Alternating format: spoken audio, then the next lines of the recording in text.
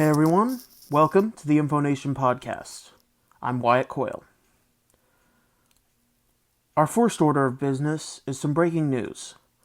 The Israel and Palestine conflict continues to rage, and I'm just wondering, when is the U.S. leadership going to do something about it? President Biden's already called for a ceasefire. Congressional leaders have basically called for a ceasefire, but the U.S. has been massively pro-Israel on this issue. We continue to allow them to purchase billions of dollars in weapons. And in fact, the Biden administration actually approved, I believe it was somewhere in the 700 million or something, to Israel in terms of military aid.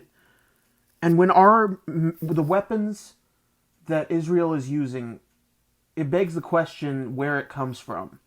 Are we supplying Israel with the weapons they are using to slaughter Palestinians? Now, that is my big concern here.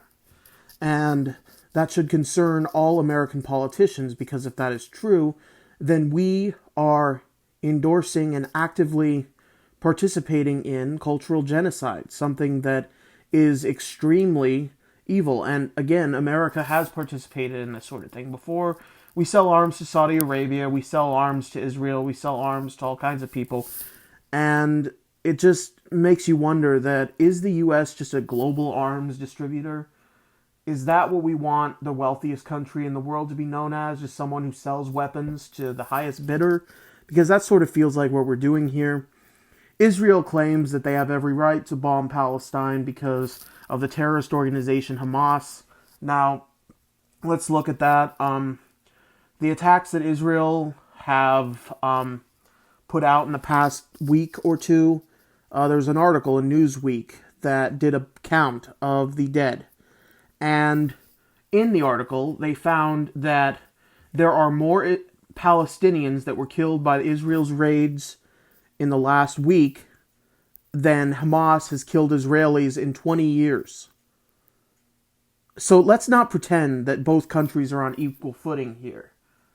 Let's not pretend that Israel is the victim. Because, I don't see it.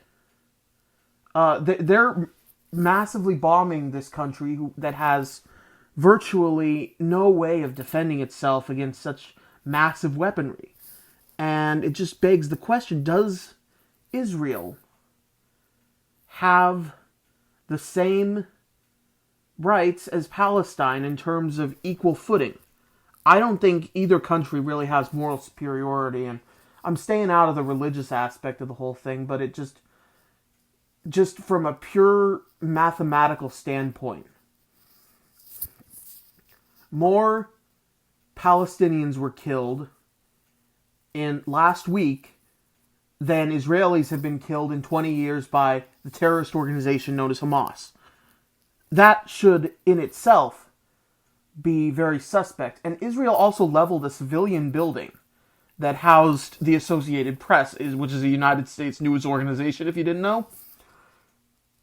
And some critics of the Prime Minister of Israel, Benjamin Netanyahu, have said that he may have been using it to censor what's going on over there so people can't see. Now, again, Israel claims that Hamas had an operation in that building that was leveled. However, I'm not a conspiracy theorist, okay? I'm just thinking, okay, so Israel's official, I say we have to send people in there to determine if Hamas was actually located there. Because I'm not sure if we should just take Israel's word for it, then continue supplying them with these massive military weapons that they can then use to slaughter innocent people. That's not something that I thought the U.S. was about. And it is something that I actually disagree with the Biden administration on when he committed Israel's right to defend themselves, which, again, if you look at our foreign policy, has been extremely pro-Israel. And if you put the religious aspect aside, it's mainly a military strategy from what I understand. is we have so few friends in the Middle East, and I guess Israel's useful for repelling ISIS and some terrorist organizations, but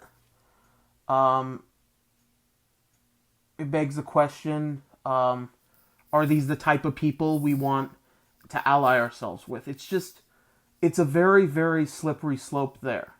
It's a very ambiguous slope, too, because if Israel is our only friend in the Middle East and we threaten to cut off weapons, they might stop being our friend and we won't have a single friend in the Middle East. In a perfect world, we completely back out of the Middle East. I'm just saying it.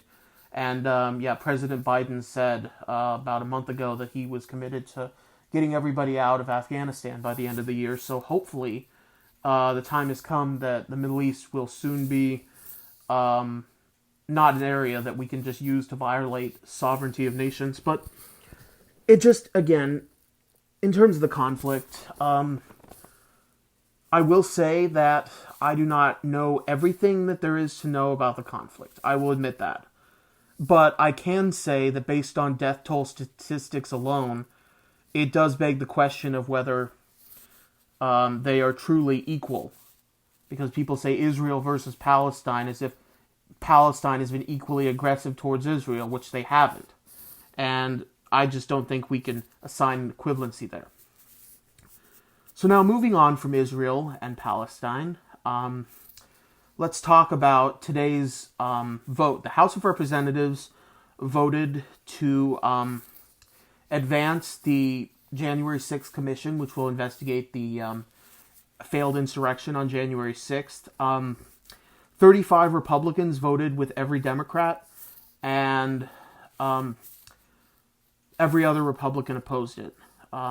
Leader Kevin McCarthy, who's the minority leader in the U.S. House, said 2 days ago that he was opposed to it and that he was trying to get House Minority Whip Steve Scalise to make sure the other members of this conference know that he is against the January 6th commission, which honestly, if we're just being honest, Senator Mitch McConnell, who previously supported it, he's the Senate Minority Leader, now says he opposes it.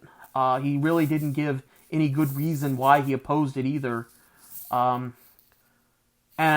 again, they can say it's some partisan thing. However, it was introduced in a bipartisan commission.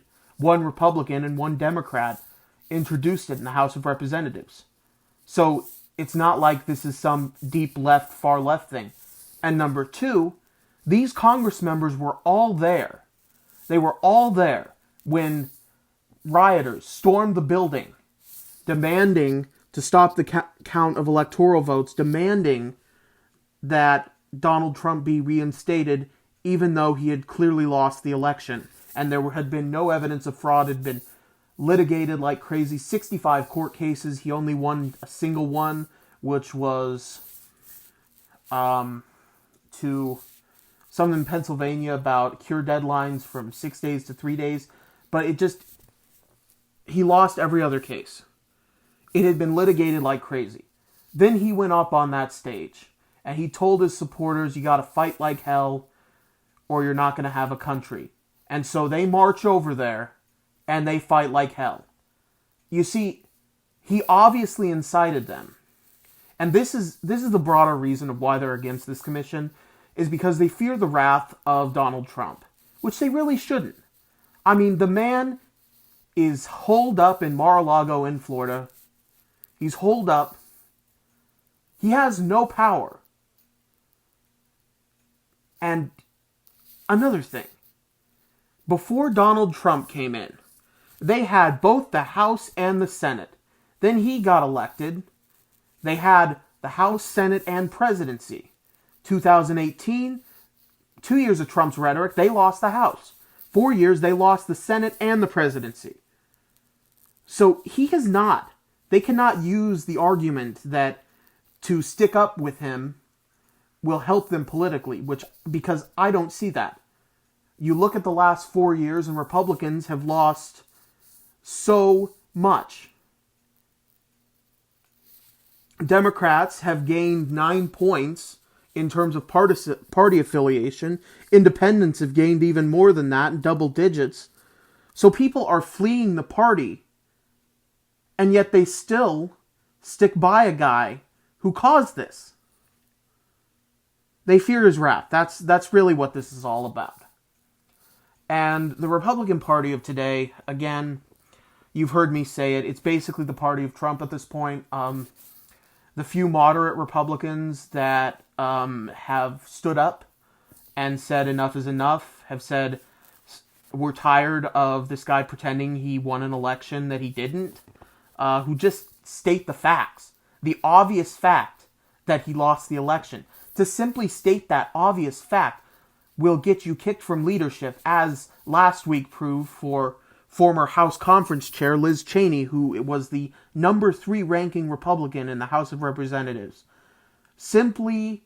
She got kicked out of her office for simply stating a fact. Donald Trump lost the election, and members of her party were kidding themselves if they thought that the election was rigged, which there is absolutely no evidence that there was. Cybersecurity experts across the board have said this is the most secure election in our history. Again, 60-some court cases, all but one they lost.